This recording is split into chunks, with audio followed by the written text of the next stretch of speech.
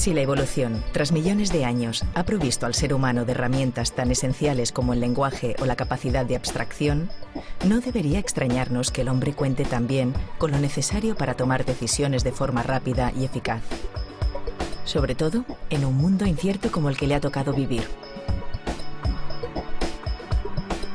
Georg Gerenzer, desde el Centro para la Conducta Adaptativa y la Cognición del Instituto Max Planck, ha sido pionero en atribuir al inconsciente y a la intuición un papel esencial en la toma de decisiones. Punset aprovechó una visita del psicólogo a nuestro país para interrogarle sobre sus últimos experimentos en busca de nuestras razones irracionales.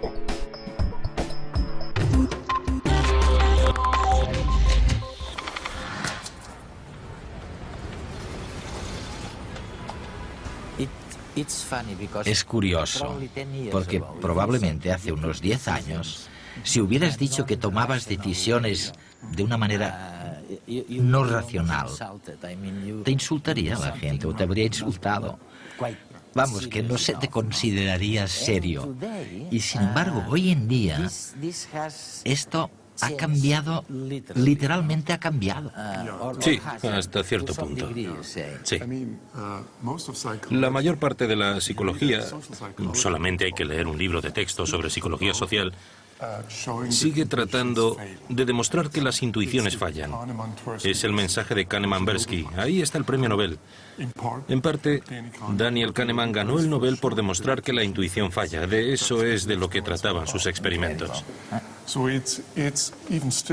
El mensaje sigue estando muy arraigado.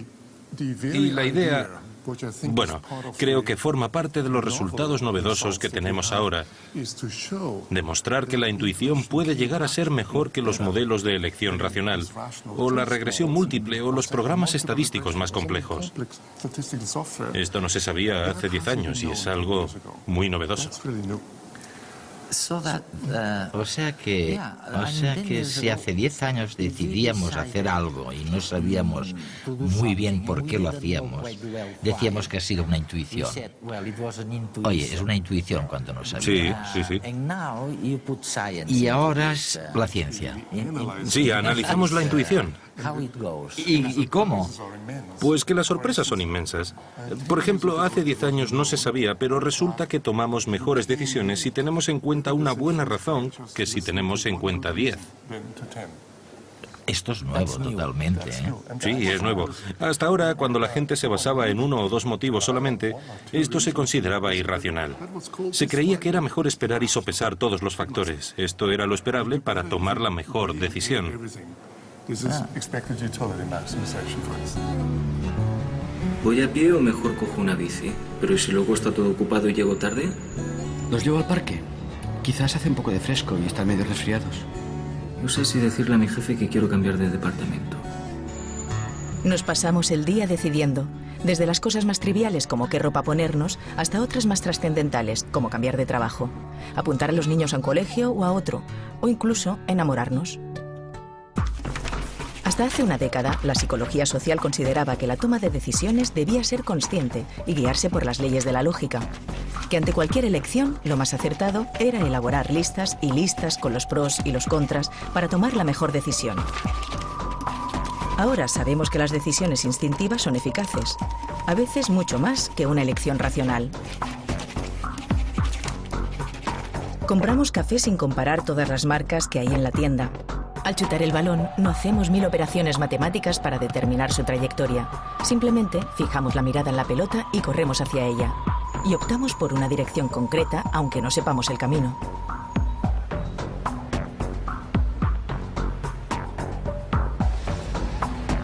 Buena parte de las decisiones que tomamos son instintivas y se basan en procesos ajenos a la lógica.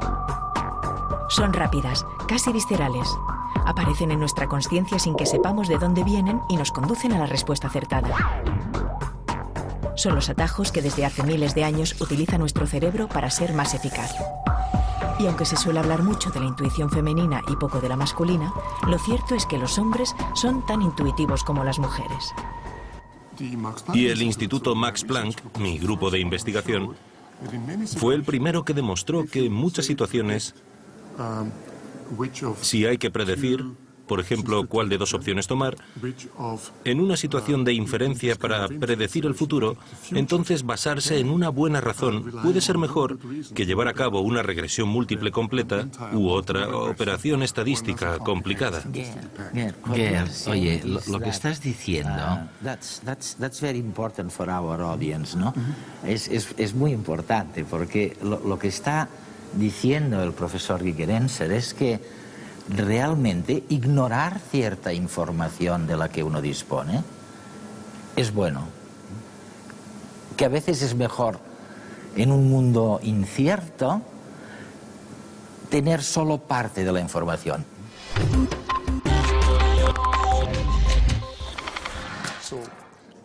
Hay muchos ejemplos que lo corroboran, pero permíteme que cite uno muy sencillo. Imagina que estás en el concurso ¿Quién quiere ser millonario?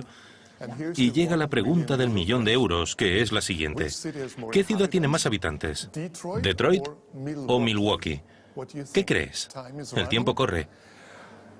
Pues le hicimos esta pregunta a los estadounidenses. Y hubo división de opiniones. El 60% se inclinó por Detroit, que es la respuesta correcta, pero el resto optó por Milwaukee. Luego hicimos esa misma prueba con alemanes, que sabían poquito sobre Detroit, y la mayoría ni siquiera había oído hablar de Milwaukee. ¿Qué crees que pasó? ¿Qué proporción de alemanes crees que acertó la respuesta? Lo sorprendente es que prácticamente todos, muchos más, el 90%. ¿Y cómo es posible que las personas con menos información realicen sistemáticamente mejores inferencias que las que saben más cosas? Aquí se aplica una regla general muy sencilla que denominamos heurística de reconocimiento. Escoge lo que conozcas. Los alemanes habían oído hablar de Detroit, pero no de Milwaukee. Ese es el motivo. La ignorancia parcial puede ser útil, y siempre sucede así cuando en el mundo real el reconocimiento del nombre está correlacionado con lo que se quiere saber.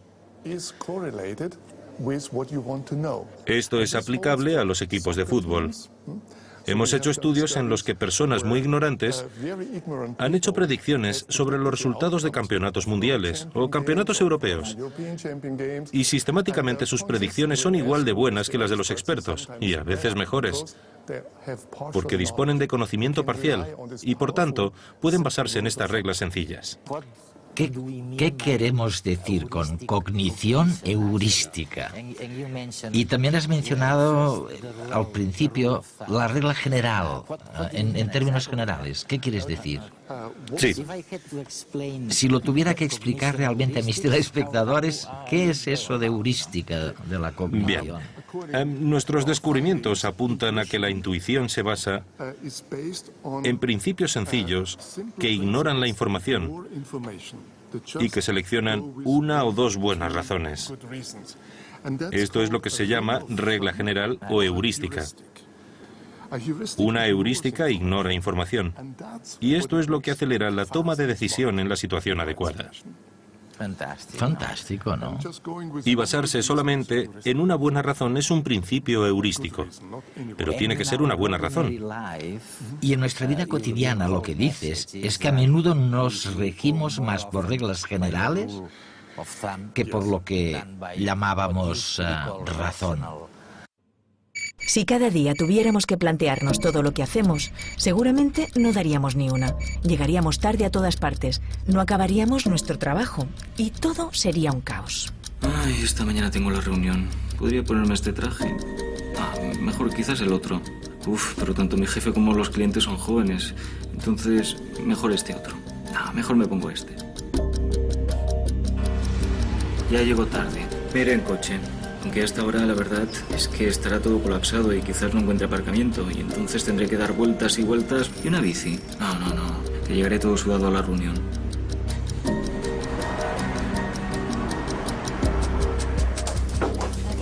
Sí, ya lo sé, llego tarde. ¿Qué majas María? Podría invitarla a salir algún día, aunque seguro que no coincidimos en nada.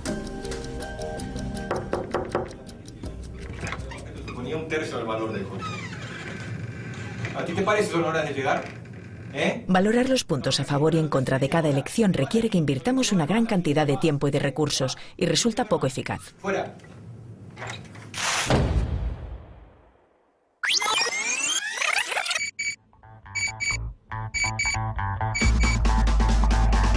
Una alternativa es conformarnos con cualquier opción o la primera que se nos presenta, sin pararnos a pensar en nada.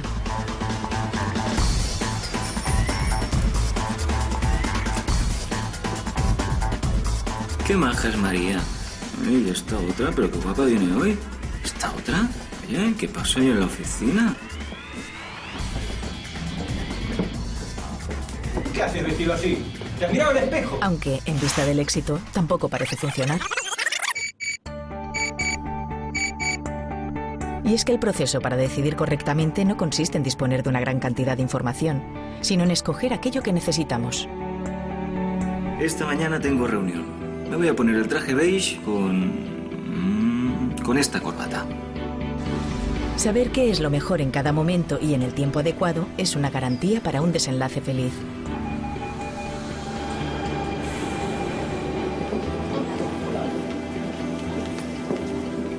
Oye, ¿qué haces esta noche? Nada. ¿Te apetece que vayamos al cine? Claro. Hasta luego.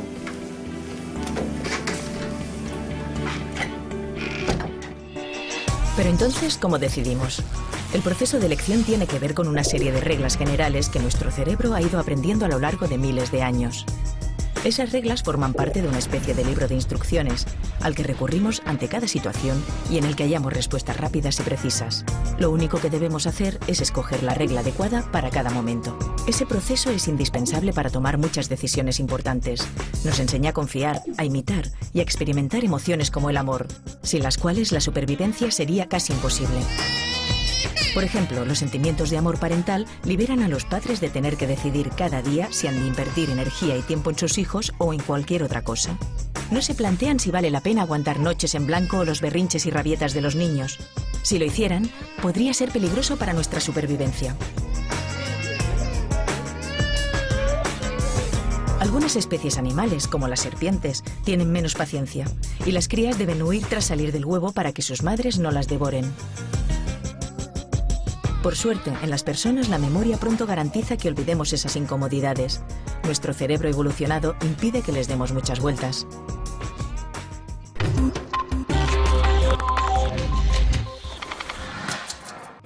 Solo hace falta observarnos, mirar cómo se enamora la gente. Un tema sobre el que tú precisamente has escrito. Según la teoría económica estándar, si la pusiéramos en práctica, deberíamos hacer un listado con todas las opciones, todas las mujeres. Y luego, para cada una de ellas, sopesar las consecuencias relevantes para nosotros. La relación tras el matrimonio, el cuidado de los hijos, la capacidad para trabajar en paz, lo que sea. Y después necesitaríamos calcular la probabilidad de que todo esto suceda, la utilidad y la maximización de las utilidades. Le he preguntado a muchas personas y solamente he encontrado a una que haya admitido haberlo hecho así, y era economista. Lo hizo de este modo. Escribió una lista con todas sus opciones, hizo sus cálculos y luego le propuso matrimonio a una mujer, y ella aceptó. No le dijo cómo lo había hecho. Y ahora están divorciados. Ahora están divorciados, fantástico. Bueno, ¿qué es lo que mira la gente realmente a la hora de elegir a una chica o a un chico? Creemos que si el nivel de fluctuaciones asimétricas está por debajo del nivel promedio, si este nivel de fluctuaciones en el rostro o en un cuerpo está por debajo, esto significa que el metabolismo de este organismo funciona muy bien. Y de manera inconsciente nos enamoramos. Es cierto, y son claves inconscientes. Este es otro ejemplo. Otro ejemplo. Sí, y la intuición se define como un sentimiento o sensación que acaece muy rápido en la mente, en el inconsciente, cuyos motivos desconocemos, pero que nos impulsa a actuar. Por eso te enamoras. Y si todo ello tiene que ver con principios sobre la simetría, no lo sabes. Simplemente piensas, vaya, esta es la mujer. O este es el hombre. Y actúas en consecuencia. Y es muy interesante, porque la mayoría de decisiones importantes, y no hablo de decisiones rutinarias, sino importantes, se toman por estos principios generales de manera intuitiva. Y nadie sabe cómo lo ha hecho.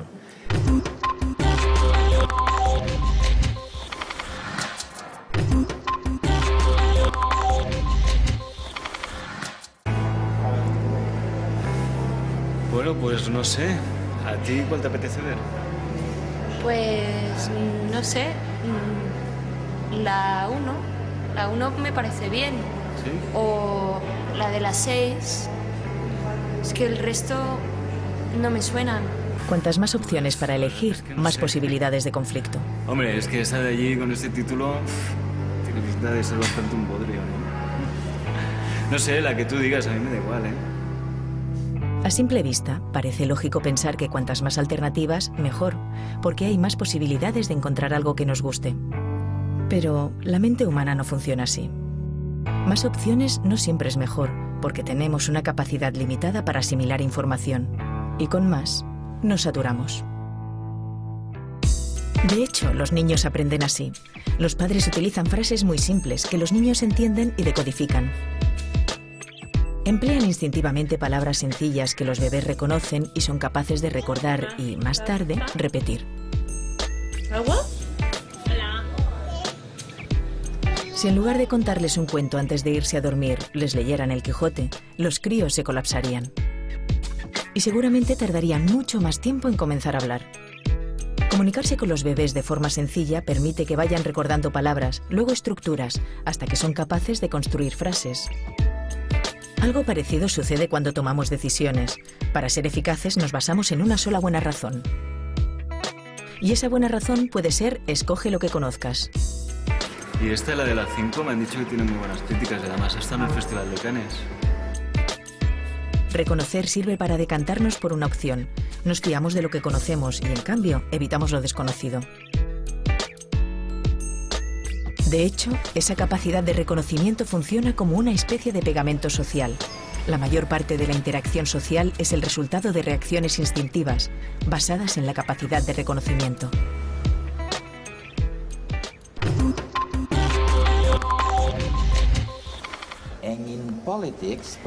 En política probablemente tendríamos que establecer una diferencia, ¿no? Me refiero a esta, comparado con esta situación de la que acabamos de hablar.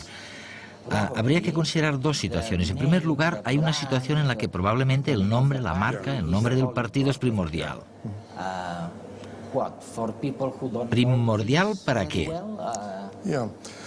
Bien, para muchos votantes, el nombre del partido político es como un objeto de identificación. Forman parte del partido como de un club de fútbol y votan siempre en su favor. Pero este no es el perfil más racional o inteligente de votante. Un votante más racional tomaría una decisión, pero hay principios muy sencillos. De nuevo, todos los principios intuitivos pueden funcionar muy bien, pero también muy mal. En nuestro ejemplo sobre los nombres y marcas comerciales, hay empresas que hacen anuncios que no contienen absolutamente ninguna información sobre el producto. Se limitan a repetir el nombre de la marca una y otra vez. Si una empresa ha dejado de invertir dinero para mejorar el producto y solamente lo invierte en publicidad, entonces la intuición se confunde. Y quizá es mejor no comprar esa marca comercial tan archiconocida. Intentemos ahora entender otro problema que me apasiona, vamos, que me fascina. Tú lo llamas la inferencia inconsciente. Y me recuerda que al estudiar el tema de la felicidad, estábamos descubriendo que el verdadero problema no consistía tanto en saber cuáles eran las dimensiones de la verdadera felicidad, sino en que ¿por qué demonios las personas tienen esta capacidad infinita de autoprovocarse la infelicidad? Uno de los motivos que estamos descubriendo es que las personas tienden a decidir, a tomar decisiones no en función de lo que ven, sino en función de lo que creen. Y cuando ven algo, esta información va al cerebro, por supuesto, y el cerebro intenta inferir. ¿Qué es lo que intenta inferir el cerebro? ¿A qué te refieres cuando hablas? Vamos a ver, es importante entender que incluso las percepciones más simples se basan en inferencias. No vemos la distancia a la que está un objeto, tenemos que inferirla. Una montaña que parece estar muy lejos, por ejemplo, parece lejos porque el día está nublado. Pero si estuviera despejado, parecería mucho más cerca. Esto nos demuestra que estamos adivinando. Nuestro cerebro se pasa la mayor parte del tiempo haciendo conjeturas.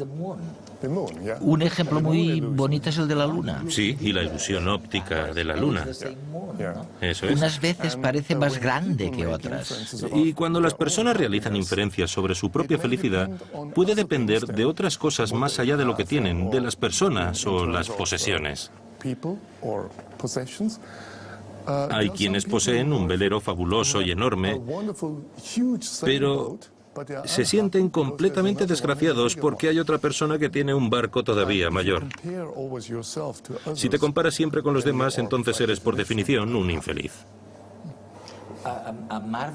Un ejemplo maravilloso que mencionas a veces de esta inferencia inconsciente es cuando el cerebro, ante una imagen de objetos cóncavos, o Sí. ¿cuál es lo contrario de cóncavo? Que ahora no me acuerdo la palabreja. Convexo. Convexo, Sí. claro. En un caso, en el cóncavo, lo que el cerebro nos dice es que ese objeto bidimensional es cóncavo y se acentúa la sombra en la parte superior del objeto. Sí. Mientras que en el otro caso, la sombra se acentúa en la parte inferior del dibujo. Es increíble hasta qué punto el cerebro puede distorsionar la verdad. Mira, Edward, es una inferencia inteligente porque en la historia evolutiva solamente había una fuente de luz y procedía de arriba. Por esto, en el ejemplo clásico de los puntos que parecen sobresalir o bien ir hacia adentro, aunque es un dibujo bidimensional, cuando la sombra está en la parte de arriba, entonces el cerebro deduce que los puntos se alejan del observador. Y esto tiene sentido en el mundo real. Es un buen ejemplo que demuestra que incluso la percepción está haciendo suposiciones, pero sobre la base de principios inteligentes, que son probables, no seguros.